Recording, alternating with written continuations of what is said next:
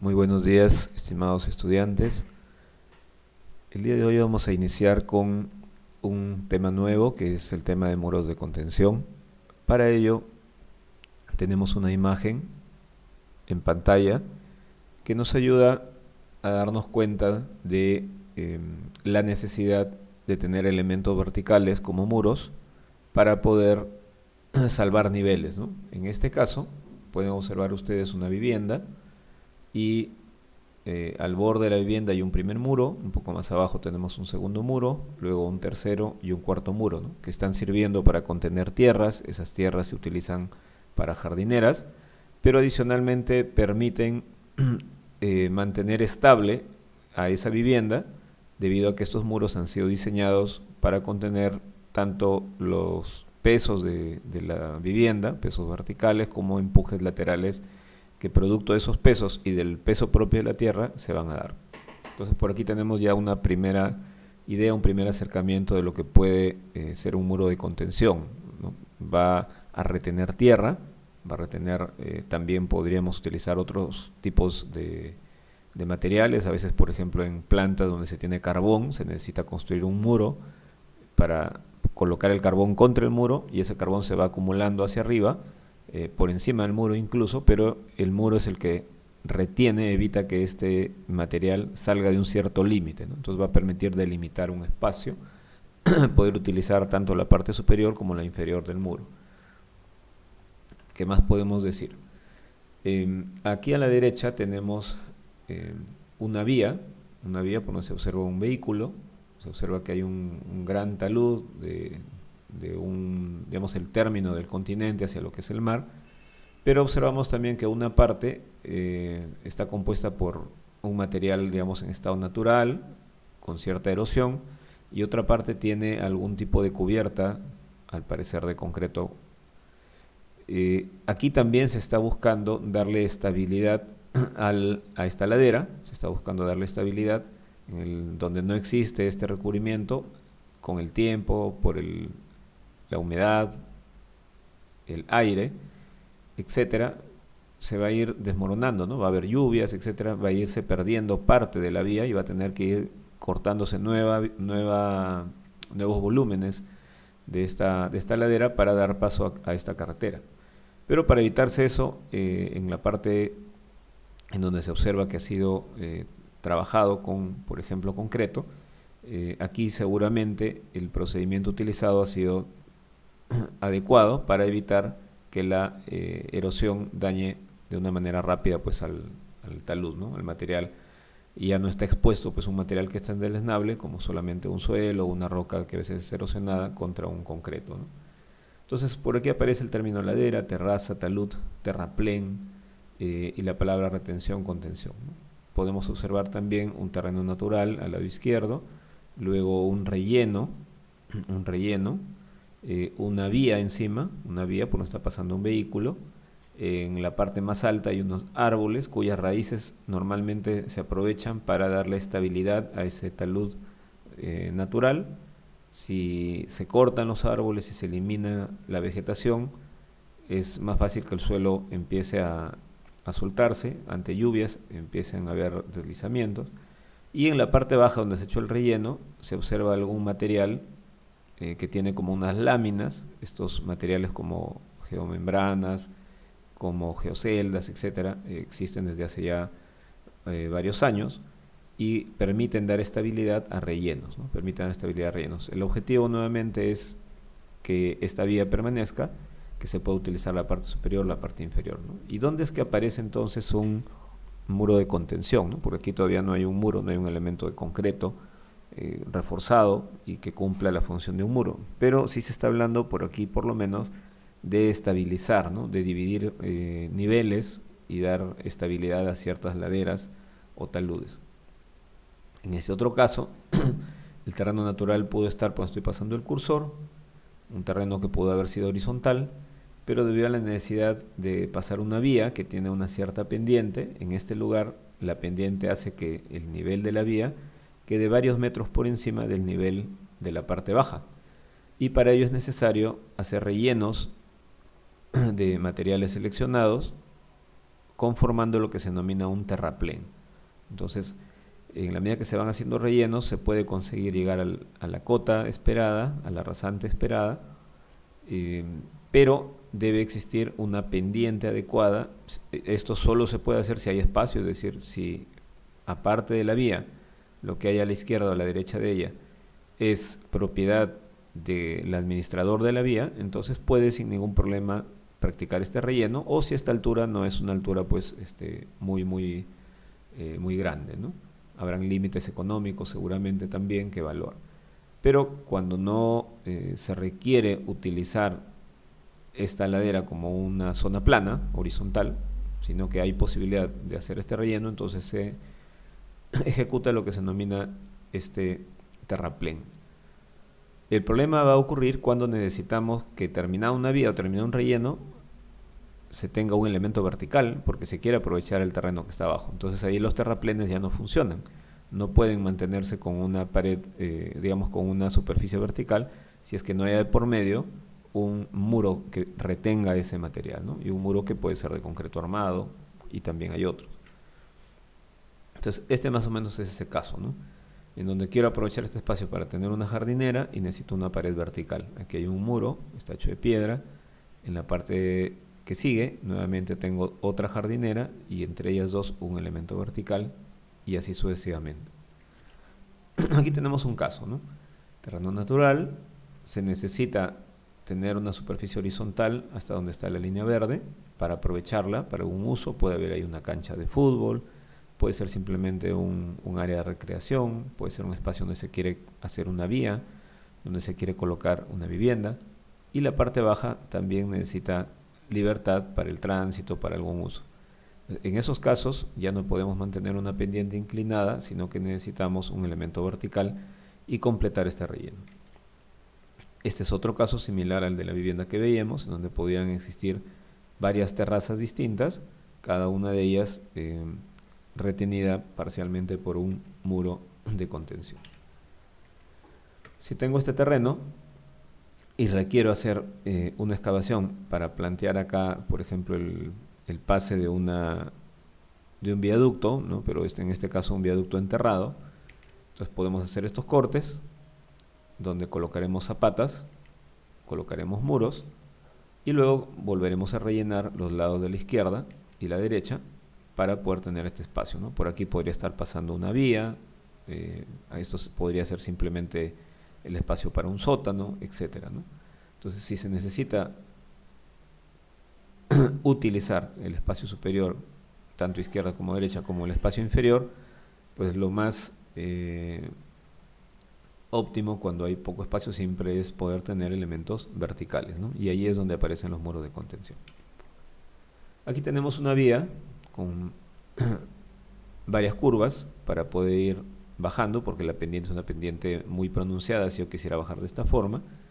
Y aquí podemos observar cómo hay zonas en donde después de la curva, por ejemplo, hay una diferencia de altura. Esto se ha podido salvar con un muro de contención, por ejemplo. Pero habrá zonas en donde se ha necesitado quizá pasar un puente, porque colocar un muro de contención significaría que el agua que viene de las laderas se quede interrumpida, ¿no? Si es que no hay un pase por debajo de ella. Entonces, por aquí observan ustedes que todavía el agua puede seguir pasando hasta, digamos, puntos que están más abajo, ¿no? Aguas abajo. Entonces, los muros de contención se pueden utilizar, por ejemplo, aquí un elemento que intenta retener caída de piedras, por aquí otro que intenta retener alguna caída de piedras, y hay zonas que pueden estar conformadas por puentes, ¿no? Y otras en donde para llegar a la altura se pueden hacer rellenos y colocar muros que retengan dicho relleno, ¿no? De no colocar aquí un muro, tendría que haber hecho un relleno seguramente con una buena pendiente y quizá eso sea más costoso. Entonces también a veces puede haber espacio para rellenar, pero puede ser más económico el muro, entonces eso tiene siempre que evaluarse. Aquí se está construyendo un muro de contención, pero está hecho en base a material reciclado, en este caso llantas, ¿no? Hay libros, hay manuales para poder hacer el diseño de estos elementos, se utilizan algunas estacas de madera, se utiliza soga para poder mantenerlos unidos, pero se van colocando unos sobre otros, parecido a los ladrillos, y siempre retrocediendo para dar una pendiente y poder generar entonces estos caminos rurales, ¿no? Aquí tenemos viviendas en la parte superior y también estos muros ya de bastante altura, que es necesario siempre hacer un diseño para estar seguros que esto va a funcionar. Aquí tenemos unos muros de contención en base a lo que aparece a la izquierda, columnas de acero, vamos a decir así, pilares de acero, ¿no? Son como vigas en forma de I o de H, que están ancladas al suelo, a veces con una cimentación de concreto para protegerlas, y luego tablas de madera, luego un relleno de tierra para poder tener ahí, por ejemplo, un jardín, ¿no? Al lado derecho algunos detalles de un muro de contención, pero hecho en base a madera, clavos o tornillos. Aquí tienen, en base a listones de madera de cierto grosor, se han colocado uno sobre otro traslapado, con clavos, con sogas hacia la parte interior, y aquí hay un terreno por el cual la gente puede transitar e ingresar a la vivienda, y la vivienda queda protegida de que el terreno vaya desplazándose. Entonces, un muro de contención de madera. Aquí tenemos en esta ladera que se llama la ladera del diablo, unos elementos que permiten detectar cuando existe algún tipo de deslizamiento, alguna falla interna. Se han colocado aquí una serie de sensores y estos permiten advertir cuando va a haber algún deslizamiento para que la gente no pase, por ejemplo, por ahí, ¿no? El nombre que le han dado justamente es por los continuos deslizamientos, caída de rocas. Y, por ejemplo, aquí se han colocado elementos para poder advertir, ¿no?, a la población que puede haber deslizamiento. Hay maneras de estabilizar taludes como estos también, ¿no? Pero no estamos en ese tema, era un punto complementario. Aquí podemos notar algunas de las formas, de los tipos de muros de concreto. Este es un muro con dimensiones bastante anchas, se llama muro de gravedad, aquí lo tienen A. Dimensiones intermedias con algo de refuerzo, el muro de semigravedad, el que vamos a ver principalmente, muro envoladizo. Las dimensiones de espesores, de cimentación y de la propia pantalla son menores, pero siempre necesita refuerzo. Y cuando se requieren alturas importantes, se necesitarán de contrafuertes, ¿no?, elementos que van generalmente hacia adentro del relleno, para que la parte posterior pueda ser utilizada, ¿no?, la parte externa del relleno. Y estos otros muros tipo jaula o tipo criba, ¿no?, que están hechos con elementos prefabricados, que son como bastones con ensanches en los extremos y que pueden trabarse fácilmente para poder ayudar a contener tierras. Ahí tienen el caso práctico existente de estos muros tipo jaula.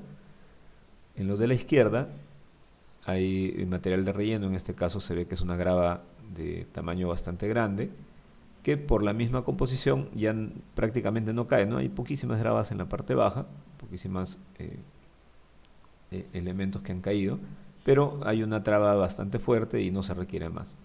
Pero si el relleno fuese, por ejemplo, un material como un limo, como una arcilla, una arena, y que eso sí puede filtrarse, es necesario, como se observa aquí abajo, se observa de color oscuro. Antes se ha tenido que colocar, por ejemplo, un geotextil. Ese geotextil lo que hace es que permite que pase el agua, por ejemplo, pero no permite que pase el suelo. Entonces, el elemento que contiene toda la presión son estos muros tipo jaula o criba, y quien evita que el suelo empiece a moverse por ahí, a perderse, es el geotextil, ¿no?, que trabaja en un espacio muy pequeñito, ¿no? Es un material que perfectamente puede hacer ese trabajo. Acá está en pleno proceso constructivo. Como se puede observar, según la altura, acá se necesita menor cantidad de elementos, aquí mayor cantidad, y se van trabando de manera ortogonal prácticamente uno contra otro, y hay dificultad de movimiento porque se forman como unas llaves, ¿no?, unos pequeños recortes que tiene, con el cual ha sido fabricado con sus elementos. Y hacia la parte posterior esta geomembrana, que permitirá, vuelvo a repetir, si es una membrana, geomembrana, no permite el paso del agua siquiera, y si es un geotextil, bueno, permite el paso del agua seguramente, pero no el paso del suelo, ¿no? Eso dependerá de las condiciones y para qué se está haciendo esa construcción. Algún detalle de un muro de contención en concreto armado, un muro voladizo. Aquí a la izquierda un muro emboladizo, hacia la zona más alta, un relleno. En realidad aquí seguramente ha sido un cerro, se ha hecho un corte, se está colocando el muro y esta parte luego se va a colocar plana, ¿no? Aquí a la derecha muros de contención prefabricados que se hacen por tramos, ya tanto la zapata como el muro mismo vienen prefabricados y se observan unas rugosidades laterales para poder pegarlo al muro que viene a continuación y no haya movimiento relativo, ¿no? Después esto se rellenará y se utilizará la parte de la derecha y la parte de la izquierda, ¿no? Y aquí en la fotografía de la parte baja tienen un muro emboladizo, se ve la cimentación, se ve el muro como tal y falta completar el relleno de esta zona, que será una zona que se va a utilizar, y en la parte de aquí abajo falta rellenar la zona más baja de la zapata para que esto nuevamente quede plano y también pueda ser utilizado. Entonces, el muro de contención no es que aparece de frente en un espacio, sino que hay que preparar el espacio para poder colocar y luego volver a rellenar. O sea, se quita relleno para volver a ponerlo. Aquí tenemos otro muro de contención, el de la parte central. Es un muro que tiene una base bastante ancha, o sea, para evitarse generar una zapata como un elemento rectangular, se le da un gran ancho en la base y esto ya le da estabilidad al muro, y en la parte superior cambia el espesor, ¿no? Aquí a la derecha se está tratando de hacer una ampliación de una vía, es una vía y este es el muro, y por aquí a la izquierda se observa una vista de la parte superior en donde se observa cómo pasa el refuerzo. ¿Qué le puede ocurrir a un muro que producto de los empujes laterales puede girar? Ese giro siempre ocurre, y debe ser controlado, pero si supera un cierto límite ya se denomina volteo, ¿no? Lo que no queremos es que se voltee y para eso se tiene que controlar ciertos factores, ¿no? Ciertos factores que eviten el volcamiento del muro. ¿Va a girar? Siempre va a girar alguna cantidad, pero lo que hay que evitar es que ese desplazamiento o giro sea muy alto, de tal manera que se dañe las superficies con las que van a trabajar, o que resulte inutilizable lo que está hacia la parte baja, ¿no? El otro problema puede ser el deslizamiento, producto de los empujes, y por poca fricción en la base, el muro puede moverse lateralmente. Y el asentamiento, que también es algo que siempre va a ocurrir, o sea, siempre que se construya un muro y tengamos un relleno en un costado, va a asentarse una cierta cantidad, la cual siempre deberá ser limitada. Si se supera un límite determinado, entonces el asentamiento va a provocar que no se pueda utilizar, no pueda funcionar adecuadamente, no sea óptimo el servicio de lo que se ha pretendido plantear en la parte superior e inferior en ambas plataformas. Aquí un caso, ¿no? El señor dice, pero no hay ningún problema con muro de contención, porque lo pregunta. Incluso podemos revisar las normas y ver que ahí las normas nos dicen que van a existir desplazamientos, ¿no? Pero siempre las normas señalan controlado, ¿no? Entonces, en un muro de ese tipo, que ya se está moviendo, podría ser que haya alcanzado incluso el equilibrio, podría ser que se haya trabado, pero ya no permite un uso seguro de los espacios tanto en la parte superior como inferior. Y muchas veces esto ocurre cuando no se ha tomado en cuenta todas las fuerzas en el diseño y, por ejemplo, aparece una lluvia, el agua incrementa el peso unitario del suelo, incrementa las presiones también laterales y el muro entonces se mueve, ¿no? Podrían ser otros motivos, las vibraciones, otro tipo de sobrecargas, pero esta es una idea entonces de lo que puede ocurrir. Y aquí un caso real, pues, ¿no? Un muro, el lado de la izquierda, tiene, como ven, unos agujeros que le llaman lloradores, son drenes, que permiten que si en la parte superior hay vegetación y hay lluvia, el agua discurra, incluso ahí está la huella del agua cuando ha llovido. En los de la derecha podría ser que esos drenes se hayan obstruido, se hayan tapado, y al taparse con el mismo material, no se dejó algún elemento que impida que se llene de tierra, por ejemplo. Al taparse, el agua ya no puede discurrir y el agua empieza a acumularse detrás del muro y empieza a hacer una presión mayor. Esto puede originar este giro, como acá ven, con lo cual queda inutilizable e incluso esto recuperarlo a su lugar es imposible y generalmente pues hay que demoler el muro, retirar el material, volver a construir el muro y volver a rellenar, ¿no? cosa que podría evitarse con un mejor trabajo. Más muros de contención prefabricados. Los que ven en el lado izquierdo se observan los muros y se observan unos vacíos en la base para que pueda unirse la pantalla con la cimentación que se hace in situ. A la derecha se ve desde el otro lado. Ahí observan los muros, observan estas patitas y por dentro hay unos vacíos para que permita el paso del acero de la cimentación. Entonces, con el objetivo de reducir tiempos de trabajo, estos muros también se hacen prefabricados. Finalmente, esto va a trabajar como un todo cuando se haga el vaciado de la cimentación. Más muros prefabricados, estos son con contrafuertes y la cimentación se hace in situ. Entonces esto es un sistema mixto, ¿no? Cimentación in situ y muro prefabricado. Este es un caso en donde se construye un muro, pero en planta es curvo, y debido al gran empuje tierra se han colocado estos contrafuertes hacia adentro del relleno, ¿no? Aquí falta terminar el relleno. Se emplean también para retener tierras elementos como gaviones. Digamos que en esencia los conceptos de volteo, de deslizamiento permanecen, pero hay otras verificaciones adicionales que hacer. Los típicos son bloques o cubos, ¿no? De forma de cubo, pero tenemos a la derecha también investigaciones con otros tipos de gaviones en forma de hexágonos y otras formas que ya no son tanto un cubo, sino con algunas de las medidas de los lados menores, ¿no? Hay varias investigaciones sobre ese tipo, pero los más conocidos para defensa ribereña generalmente son los gaviones de forma cúbica, ¿no?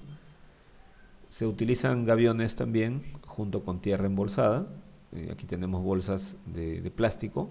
Dentro de esas bolsas hay terreno, hay tierra, y a la vez están envueltos con geomallas. Y con esto también se han construido elementos de contención. Acá no hay concreto armado, y arriba pueden ver una máquina que puede ser un tractor, una retroexcavadora. Son máquinas pesadas, como ustedes saben, están haciendo trabajo y estos elementos perfectamente permiten retener tierras, ¿no? Entonces el objetivo es un poco utilizar el material del lugar, eso sí, en combinación ya sea con los gaviones, que son estas celdas de metal, ¿no? O con las geomallas o las bolsas de plástico, ¿no? Que ahí quedan, y es una manera de hacer este tipo de trabajos en altura. Incluso, como ven, la altura es importante, y donde no se utiliza concreto, no se utiliza acero, por ejemplo. Aquí se tiene un muro en concreto en la parte baja, y en la parte alta se tiene un gavión, ¿no? Gaviones. Otra forma de retener tierras, que por ejemplo se ha utilizado a lo largo de Europa durante muchísimos años, y también se usa ya hace por lo menos 35 o 40 años en Perú, son los muros de tierra mecánicamente estabilizada. ¿Qué significa? Que se utiliza la tierra, se estabiliza para evitar que se mueva. ¿Y cómo se estabiliza? Con ayuda de elementos de concreto de diferentes formas, como escamas, a veces esto le llaman escamas, y transversalmente a estos elementos de concreto existen elementos que trabajan en tensión, que están metidos dentro del terreno, ¿no? El peso del terreno retiene esos elementos y evita que el empuje mueva. Entonces trabaja todo en conjunto. Aquí tienen otro caso, hay un muro curvo en planta, pero aquí no tenemos refuerzo vertical dentro del concreto, sino elementos que están hechos con tipo geotextiles, transversal, y por acá observamos cómo se construye, ¿no? Si hay pendiente, pues puede ser solamente esta geomalla que da la vuelta, aquí otra geomalla que da la vuelta, otra geomalla que da la vuelta, y cada una se ha ido construyendo desde abajo hacia arriba en sucesivos rellenos, ¿no? En sucesivos rellenos, y estas geomallas laterales permiten también que se coloquen plantas, y luego esas raíces van a ayudar a mantener la estabilidad. Si se quiere tener algo vertical se puede, pero ya se necesitan elementos de concreto, como estos que veían aquí, por ejemplo, ¿no?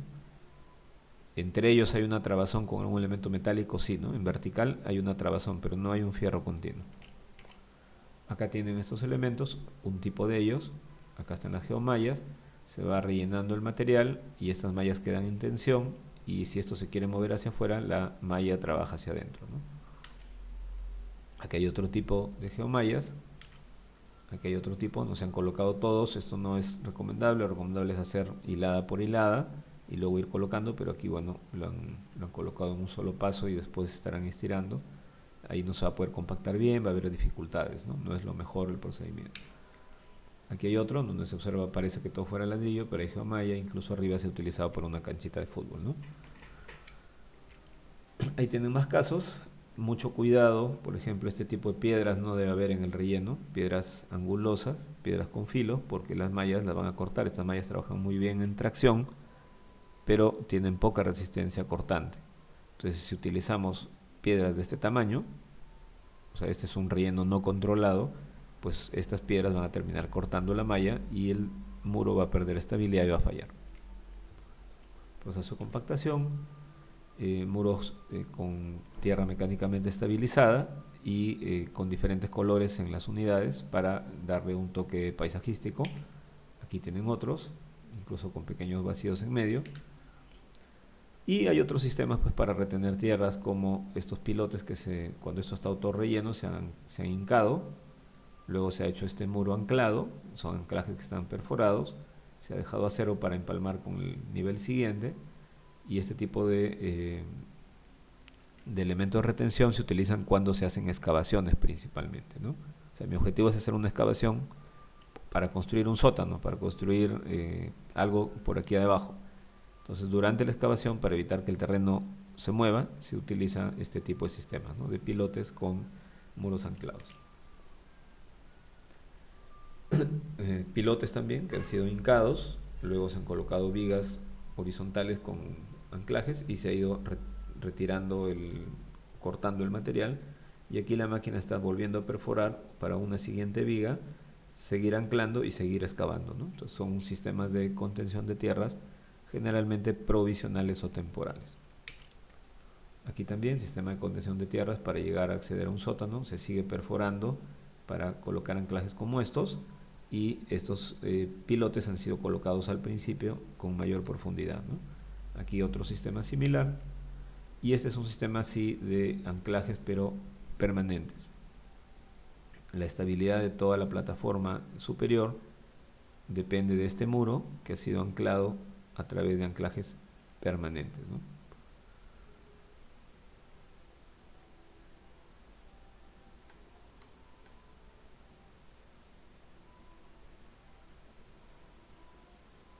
Entonces, para ir terminando esta primera explicación de los tipos de muros, de cuándo se utilizan algunos de ellos, pues podemos ver este caso, ¿no?